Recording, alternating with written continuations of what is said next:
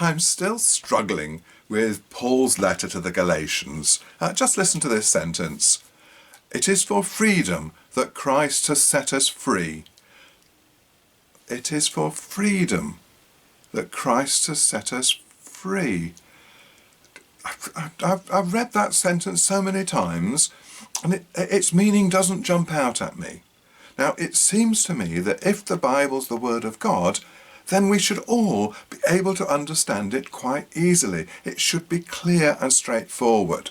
I mean, the next sentence gives us a bit of a clue as to what it means. Stand firm and do not let yourselves be burdened again by the yoke of slavery. So I think what he's saying is, you've been let free by Jesus, so don't go back away from the freedom. I can't find a good way of saying it. Does that make any sense to you? But hang on, free from what? What does free mean?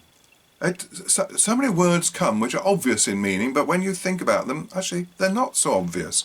And Paul's actually talking about freedom from the law.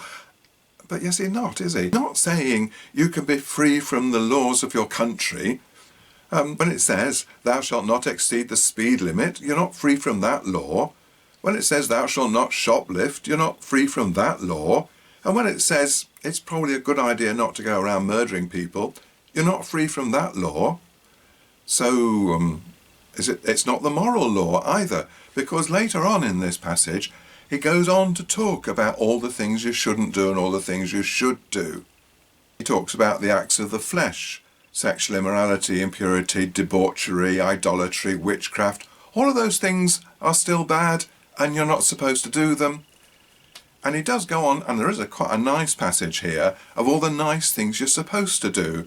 The fruits of the Spirit is love, joy, peace, forbearance, kindness, goodness, and faithfulness. So we're not free from the moral law. We have to avoid bad things and do good things. So what law is he talking about? He keeps mentioning circumcision. So that's the ritual law, the Jewish ritual law. Like circumcision, like sacrificing a couple of turtle doves when you give birth to a child. So is that all he's talking about? Because that doesn't seem very relevant to us. Is actually saying that Jesus died to save a few foreskins and a few turtle doves? What is the freedom that Jesus has actually given us? It's not actually clear to me. How about you? Maybe if you read the epistle to the Galatians, you'll understand it better than me, because I'm confused. It ain't necessarily so. The things that you're liable to read in the Bible, it ain't necessarily